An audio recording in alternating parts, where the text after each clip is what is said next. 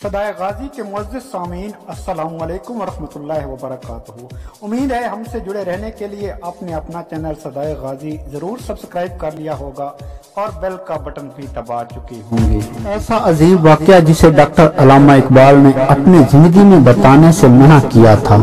अल्लामा इकबाल के खादिम मियाँ अली बख्श को अल्लामा इकबाल के यहाँ ऐसा नाकाबिले फरामोश वाक़या पेश आया जिसे वो उम्र भर याद करते रहे।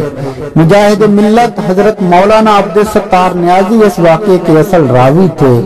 गुजरांवाला के एक बुजुर्ग अली बख्श के पास आए और कहा कि इन्हें अल्लामा इकबाल की जिंदगी के कुछ वाक़यात बताएं। अली बख्श ने जवाब दिया, मैं सारी बातें कह चुका हूँ, अब कोई बात बाकी नहीं रही। जब इस बुजुर्ग ने इसरार किया तो अली बख्श ने कहा, हाँ एक ऐसा वाक़या है जो पेश आया, मगर अल्लामा इकबाल ने इसकी तफसीलात मुझे नहीं बताई।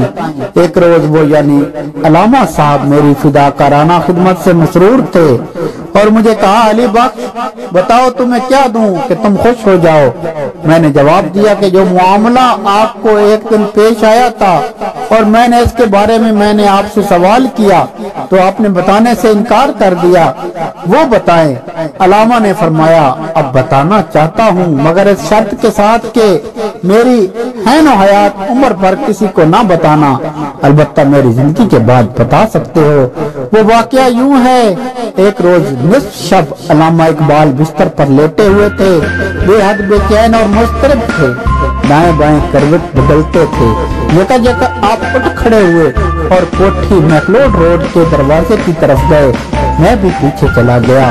इतने में एक पाकीज़ा बुजुर्ग अंदर दाखिल हुए। इनका लिबास खूबसूरत और सफेद था। इन्हें आप अंदर ले आए और पलंग पर बिठा दिया और खुद नीचे बैठकर बुजुर्ग के पांव दबाने लगे। इसी दौरान अल्लामा साहब ने इनसे पूछा कि आपके लिए क्या लाऊं। उन्होंने जवाब दिया कि लस्सी दही बना लाओ और मुझे पिला दो। इस पर अल्लामा साहब ने मुझसे कहा कि जग लेकर जाओ और लस्सी बनवा कर ले आओ। मैं हैरान था कि इस वक्त लस्सी कहाँ से हासिल करूं। पार्टी गेट जाकर किसी मुसलमान की दुकान से बनवा कर लाऊं या स्टेशन जाऊं। जो ही मैं कोठी से बाहर निकला तो कोठी के सामने एक बाजार दिखाई दिया जो मैंने पहले कभी नहीं देखा था। बाजार में मुझे एक लस्सी वाले की दुकान नजर आई। मैं इसके पास गया और इसे कहा, मुझे जग में लस्सी बना कर दे दो। उसने जग मुझसे लेकर अच्छी तरह धोया, फिर एक दही की सीनक कुंडा उठाकर अपने गडवे में लस्सी बनाई और जग में भर दी। मैंने पैसे पूछे तो सफेद रेश बुजुर्ग ने जवाब दिया कि अल्लामा साहब से हमारा हिसाब चलता रहता है, तुम ले जाओ और उनको पेश कर दो। मैं जग लेकर आया और हजरत अल्लामा को पेश कर दिया।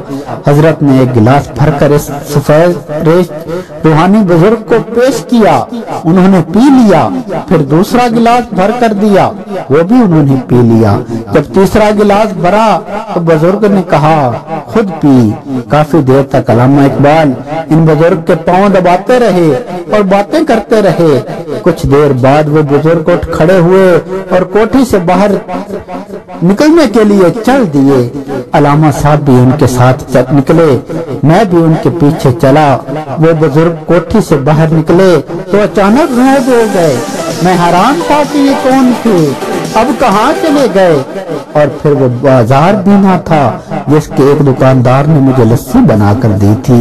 इस दिन मैंने पूछा, हजरत ये बुजुर्ग कौन थे और दुकान पर बैठे रेशदार बुजुर्ग कौन थे। अल्लामा इकबाल ने फरमाया कि मैं इनके नाम बताता हूँ लेकिन मेरी जिंदगी में किसी को ना बताना। जो बुजुर्ग कोठी में तशरीफ लाए और लस्सी पी वो ख्वाजा मोइनुद्दीन चिश्ती अजमेरी थे और जिस बुजुर्ग ने लस्सी बना कर दी वो दाता गंज बख्श अली हजवेरी थे। वस्सलाम। आपकी दुआओं का तलबकार आपका भाई गाजी सईद।